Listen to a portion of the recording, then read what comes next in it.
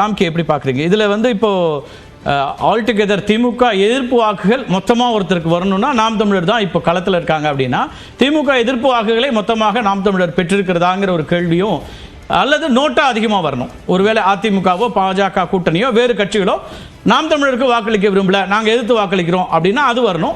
நோட்டாவும் பெரிய எண்ணிக்கை வரல, அதையும் நம்ம பார்க்க போகிறோம். எப்படி பார்க்குறீங்க ராம்கே? இல்லை, இந்த எதிர்கட்சிகள் ஒருங்கிணைப்பதில் நிறைய சிக்கல் இருக்குது. அதனால அது நடந்திருந்ததுன்னா 2021 ஆரம்பிச்சு 2024 வரைக்கும் நடைபெற்ற பல்வேறு தேர்தல்களில் அது வந்து எளிதாக செய்திருக்கலாம். ஸோ இங்கே ஒரு அதிமுகங்கிறது தனித்தீவா இருக்கு, பாஜக ஒரு தனித்தீவா இருக்குது, நாம் தமிழர் எல்லாம் தனித்தீவா இருக்கும்போது இவர்களை ஒருங்கிணைப்பது ரொம்ப இயலாத காரியம். ஸோ அதனால நம்ம வந்து இப்படி ஒரு திமுக வெர்சஸ் நாம் தமிழர் வரும்போது நாம் தமிழர் இருக்க எல்லா எதிர்கட்சிகளும் சேர்ந்து வாக்களிப்பாருங்கிறத நம்ம எதிர்பார்க்கவே முடியாது. ஆனா நான் என்ன நினைக்கிறேன், திமுக எதிர்ப்பு வாக்குகள் எங்கே செல்லும்? திமுகவோட எதிர்ப்பு வாக்கள் அப்படிங்கும்போது முதல்ல எதிர்ப்பு வாக்கள் இருக்கான்னு நம்ம முதல்ல பார்க்கணும். ஏன்னா இது ஒரு இடைத்தேர்தல், இன்னும் ஓராண்டு காலம் தான் இருக்கு. இது வந்து கடுமையாக திமுகவை தோற்கடித்தே ஆக வேண்டும் கலங்குவதற்கான வாய்ப்புகள் எல்லாம் குறைவு. அதுலயே ஒரு லாஜிக் கிடைக்குது. நீங்க சொல்றதுலயே இப்ப ரெண்டாவது ஆண்டுல, ஆட்சியினுடைய ரெண்டாவது ஆண்டுல ஒரு இடைத்தேர்தல் வருதுன்னா மக்கள் என்ன நினைப்பாங்கன்னா, இன்னும் 3 வருஷம் இருக்கு ஆட்சியில, அந்த ஆளுங்கட்சியை தேர்ந்தெடுத்தாதான் நமக்கு ஏதாவது தொகுதிக்கு நடக்கும்னு நினைக்கலாம். ஓராண்டுக்கு குறைவா இருக்கும் போது இதை ஒரு திமுகவுக்கு அல்லது ஆளுங்கட்சிக்கு சொல்லக்கூடிய ஒரு செய்தியாக கூட அவங்க போடலாம். ஆன்டி டிஎம்கே அப்படின்னு ஒரு மனநிலை இருக்காங்க, ஆட்சிக்கு எதிராக இருக்காங்க அப்படின்னா குறைஞ்சபட்சமா சிம்பாலிக்கான வரணும் இல்லையா? அப்படி வந்திருக்கா நான் கேட்கிறேன். இந்த தொகுதியை பொறுத்த வரைக்கும் பாத்தீங்கன்னா அந்த ஆன்டி இன்கம்பன்சின்னு ஒரு 2 அம்சங்கள் சொல்லப்பட்டு சார். ஆன்டி இன்கம்பன்சி மட்டும் இல்ல, ஆன்டி பெரியார் ரெண்டும் முன்வைக்கப்பட்ட இந்த தொகுதியை மட்டும் பாருங்களா, 3 ஆண்டுகள் 4 ஆண்டுகளை 2-3 முறை தேர்தல் சந்திக்கிறது. இப்ப நீங்க வந்து ஒரு திமுக எதிரான ஒரு உணர்வு வரணும் என்ன பண்ணா, ஆல்ரெடி எக்ஸிஸ்டிங் எம்எல்ஏ வந்து திமுக காரரா இருந்திருக்கணும். அதற்கு முன்னாடி இருந்தவர் யாருமே அது திமுக ஆட்கள் கிடையாது, எல்லாமே காங்கிரஸ் கூட்டணிக்காக ஒதுக்கப்பட்ட தொகுதி. இப்ப முதல் முறையாக திமுக தான் வருது. ஒவ்வொரு, அதாவது இந்த தொகுதியுடைய ரெக்கார்டு எடுத்து பாத்தீங்கன்னா 2011 அறிமுகப்படுத்தப்பட்ட தொகுதி தொடர்ந்து வந்து பிரதான கட்சிகளே இல்லாம காங்கிரஸ் போன்ற கட்சிகள் தான் வந்திருக்காங்க.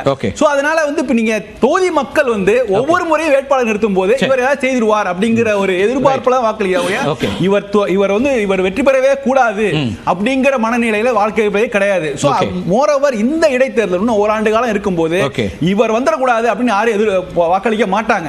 சோ இயல்பாக சந்திரகுமார் வந்து ரொம்ப அறிமுகமானவர். அவர் சென்ற இடைத்தேர்தலையும் அவருக்கு சமூக பின்னணி இருக்கு, பல கட்சிகள் இருந்திருக்காரு, அந்த அனுபவம் எல்லாம் கை கொடுக்குது. அவருக்கு எதிரான ஒரு மனநிலை அப்படிங்கிறது வாய்ப்பு இல்ல. அந்த இடத்தில் தான் நம்ம இந்த தேர்தல், இந்த தொகுதியை மட்டும் பார்க்கணும். இங்க ஆன்டி இன்கம்பன்சிங்கிற ஃபேக்டர் கிடையாது. அது எடுபடாது. இப்ப வந்து இங்க என்ன பேசுபொருள் என்னன்னா, சீமானுக்கு ஆதரவா எதிர்ப்பு வாக்குகளா, அவ்வளவுதான் பார்க்க முடியும். இவர் பேசப்பட்ட விஷயங்கள் ஒரு பெரியார் பற்றின விஷயங்கள் மட்டும் இல்ல, நிறைய விஷயங்கள் மற்ற அரசியல் கட்சிகள் பேச தயங்குகிற விஷயங்கள் கூட சொல்றாரு.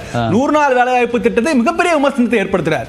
100 நாள் என்ன பலன், அதனால என்ன கிடைச்சது உங்களுக்கு, மர நட்டிங்களா, இது பண்ணி அவர் ரொம்ப இயல்பா பாமர மக்கள் விஷயங்களை அப்படியே கொண்டு போய் பேசுற மாதிரி பேசுறாரு. தகவலுக்கு முதல் சுற்று முடிவுல 264 வாக்குகள் நோட்டாவுக்கு போயிருக்குது.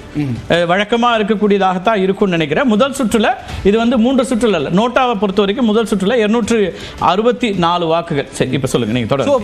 இப்ப நீங்க வந்து 100 நாள் வேலை வாய்ப்பு திட்டத்தினால என்ன பலன் அப்படிங்கிற மக்கள் யோசிக்க ஆரம்பிக்கிறாங்கல்ல. இப்ப நீங்க இதே டெல்லியில கம்பேர் பண்ணுங்களேன். அந்த ஆம் ஆத்மியோட பெரிய தவறு என்னன்னா, ஒரு கேபிட்டல் எக்ஸ்பெண்டிச்சருக்கு பெரிய போதிய கவனமே செலவு செய்யவே இல்லை. அவங்க பெரும்பாலும் எல்லா ஃபண்டையும் வந்து செலவுகளுக்கு தான் பண்ணிட்டு இருந்தாங்க. சோ இந்த இடத்தை தான் அவரும் சீமானும் கேள்வி எழுப்புறாரு. ரொம்ப பாமர மக்களுக்கு புரியுற மாதிரி 100 நாள் வேலை திட்டத்தினால என்ன பலன் அப்படின்னு கேட்கிறாரு. இதை கேட்கறதுக்கு எல்லா அரசியல் கட்சியும், இது ஆளுங்கட்சி பாஜக காங்கிரஸ் எந்த தரப்புமே கேட்கறது. திரு ஆச்சாரி எப்படி பாக்குறீங்க?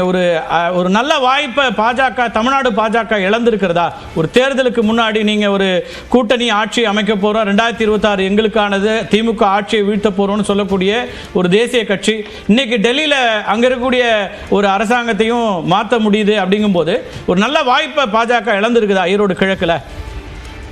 இல்லை, அதாவது ஈரோடு கிழக்கை பொறுத்தவரை நம்ம வந்து அதுக்கு அண்ணாமலை அவர்கள் வந்து தெளிவான விளக்கம் கொடுத்துட்டார். இந்த இடைத்தேர்தல்கள், தமிழ்நாட்டில் நடக்கிற இடைத்தேர்தல்கள் எப்படி நடக்கின்றன, ஆட்டு மந்தை மாதிரி கூட்டத்தை போட்டு கூட்டி கொண்டு போய் ஓட்டு போட வைக்கிறது. பணம் வந்து விநியோகிக்கிறது, அப்படியாப்பட்ட ஒரு தேர்தல் களத்துல இருந்து நீங்க இதெல்லாம் எக்ஸ்போஸ் பண்ணிருக்கலாம்ல, வாய்ப்பு ஒண்ணு இருக்கு இல்லையா? அப்படி நீங்க சொல்லக்கூடிய குற்றச்சாட்டுகள் இருக்குன்னா இந்த விஷயங்களை கடந்த தேர்தலில் நீங்க சொன்ன வெற்றி, நீங்க போட்டியிட்ட போது சொன்ன குற்றச்சாட்டுகளை இந்த முறை சொல்லல, அல்லது களத்திலேயே இல்ல. திரு சீமான் களத்துல நின்னாரு, அவர் பேசினாரே தவிர நீங்கள் இல்ல கருத்துரையா கூட ஒண்ணும் வைக்கல தானே? இல்ல, அதாவது நாங்க போன தடவை பார்த்தோம் இல்லைங்களா, அதனாலதான் வந்து இது வந்து திடீர்னு வந்து நாங்க வந்து சொல்லல. போன தடவை பார்த்த எக்ஸ்பீரியன்ஸ் அததான் வந்து நாங்க வந்து ரிப்பீட் பண்ணிருக்கோம். எங்களுடைய எதிர்பார்ப்பு 2026 நாங்க வலுவான ஒரு கூட்டணி அமைச்சு இந்த தேர்தலை சந்திக்கணும். அடுத்த ஒரு வருஷத்துல தேர்தல் வர இருக்குது, ஜஸ்ட் ஒரு வருஷத்துல. அடுத்த வருஷம் இதே நேரத்துல எல்லாம் தேர்தல் வந்து பீக் சூடு பிடிச்சு இந்த தமிழ்நாட்டுல வந்து தேர்தல் களம் வந்து சூடு பிடிச்சிரும்.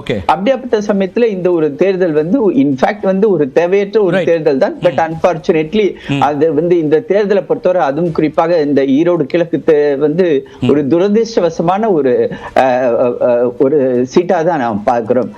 மகன் இறக்கிறார், அதுக்கப்புறமேட்டு அவருடைய தந்தை இறக்கிறார். அப்படியாப்பட்ட ஒரு சூழ்நிலையில் நடக்கக்கூடிய இந்த தேர்தல்ல திமுக எப்படி பணபலத்தையும் ஆட்சி பலத்தையும் காட்டுவார்கள் எப்படின்றத நம்ம பார்த்துக்கிட்டு அப்படி ஒரு குற்றச்சாட்டு விமர்சனம் வைக்கணும். நீங்க தானே சார் அப்படி களத்துல இறங்கி நிக்க வேணாமா? அப்படி ஒரு பலம் பயன்படுத்துறாங்க நீங்க சொல்லக்கூடிய குற்றச்சாட்டு இருக்குன்னா அதை களத்தை விட்டு ஒதுங்கிறதுங்கிறத எப்படி புரிஞ்சுக்கிறது? அதான் நான் கேட்கிறேன். ஒரு சில சமயத்துல நம்ம வந்து களத்தை விட்டு ஒதுங்குறது வந்து ஒரு ஸ்ட்ராட்டஜியா தான் நம்ம பார்க்கணும். பல சமயத்துல திமுக கூட பெருமளவுக்கு இல்ல சார், மேற்கு மண்டலம் பாஜக எப்பவுமே கிளைம் பண்றது எங்களுடைய ரொம்ப ஸ்ட்ராங் ஹோல்ட் அப்படின்னு அதிமுக சொல்லக்கூடிய இடம். இந்த இடத்துல இருந்து ஒதுங்கிறதுங்கிறது 26க்கு முன்னாடி ரொம்ப குறைஞ்ச வாக்குகள் பெற்றக்கூடாதுங்கிற அந்த ஸ்ட்ராட்டஜியா? அது என்ன ஸ்ட்ராட்டஜின்னு புரிஞ்சுக்கணும். இல்ல, இந்த தேர்தல்னால கிடைக்க போறது ஒண்ணுமே கிடையாது. இந்த ஒரு வருஷத்துல வந்து யாராவது ஜெயிச்சு இவங்களால வந்து ஏதாவது திட்டங்கள் கொடுக்க முடியுமா? நீங்க எவ்வளவு வாக்குகளை பெறுவீங்கங்கறத பொறுத்து அல்லது என்ன ஃபைட் பண்ணுவீங்கன்னு ஒரு அலையன்ஸ் ஃபார்ம் பண்ண முடியும்ல? நோ கார்த்திகை செல்வன் எங்களுடைய அலையன்ஸ் இன்டாக்டா இருக்குது. இப்ப எங்க அலையன்ஸ் விட்டு யாராவது இப்ப போயிருந்தாங்கன்னா 2024க்கு பிறகு எங்களுடைய அலையன்ஸ்ல இருந்து யாராவது போயிட்டாங்களா? போகல. அடுத்தது 2026 தேர்தல்ல வந்து கண்டிப்பாக அலையன்ஸ் இதை விட ஸ்ட்ராங்காக அமைய இருக்கிறது. அந்த சமயத்துல வந்து நாங்க எங்களுடைய எனர்ஜியை வந்து இதுல வந்து பேஸ் பண்றது ஏன் அப்படின்றதுதான் எங்களுடைய ஒரு விவாதமாக இருக்கிறது. புகாரி, ஒரு தேர்தல் காங்கிரஸ் விட்டு கொடுத்து திமுக நிக்க வேண்டிய ஒரு இடம் அப்படிங்கறத எப்படி பாக்குறீங்க? அது நம்ம பலமுறை அதுக்கான விளக்கிட்டீங்க. இப்ப இருக்கக்கூடிய டேட்டால இருந்து என்ன புரிஞ்சுக்கிறீங்க? இப்போ வந்து ஒரு நாம் தமிழர் 2வது பெரிய கட்சின்னு ஒரு இடத்துக்கு வரக்கூடியதா பாக்குறோம். வாக்கு சதவீதமா நான் சொல்றேன், நான் வந்து நம்பர்ஸ்குள்ளே வரல. புகாரி சொல்லுங்க. எஸ், களத்துல அவங்க தான் இருக்கிறாங்க. ஸ்கூல்ல கேட்பாங்க எத்தனாவது வந்த, நான் 2வது வந்த, எத்தனை பேர் கலந்துட்டாங்க? 2 பேர் தான் கலந்துட்டாங்க. பர்செப்ஷன் பேட்டில் சார், எலக்டோரல் பாலிடிக்ஸ்ல பர்செப்ஷன் இஸ் மேட்டர்ஸ். என்ன வரப்போகுது இப்போ? எவ்வளவு சதவீதம் வரப்போகுது? அதான் பார்க்க போறோம். இப்ப நம்ம டேட்டா பேசுவோம். நான் வந்து அரசியல் பேசுறது நம்ம இரவு எப்படி பேச போறோம். இப்ப டேட்டா பேசுறோம், டேட்டா இன்டர்பிரேஷன் பேச போறோம். ஈரோடு கிழக்கு இடைத்தேர்தல் முதல் சுற்றுல சுயேட்சை வேட்பாளர்கள் 31 பேர், ஒற்றை இலக்கு. அதெல்லாம் ஓகே. 44 பேர் வேட்பாளர்களை முந்தி இருக்கிறது நோட்டா. இது நோட்டா எதிர்பார்த்த ஒன்றுதான், அதுல மாற்றம் இல்லை. நோட்டாவுமே கூட கடந்த ஆண்டு ஒப்பிட போறேன். இன்னும் டேட்டாஸ் நம்ம கொடுப்போம். ஈரோடு கிழக்கை பகுப்பாய்வு செய்வோம். டெல்லியில செய்யறதுக்கு நிறைய இருக்கு. அந்த டேட்டா நியூஸ் 18 மட்டும் தான் பகுப்பாய்வை கொடுக்க முடியும். ஆனா நான் ஈரோடு கிழக்க சொல்லிட்டு போயிடலாம். ஏன்னா அங்க தமிழ்நாட்டில் ஆடியன்ஸ்க்கு அது ஒரு இன்ட்ரெஸ்ட் இருக்குங்கிறதுனால வரேன்.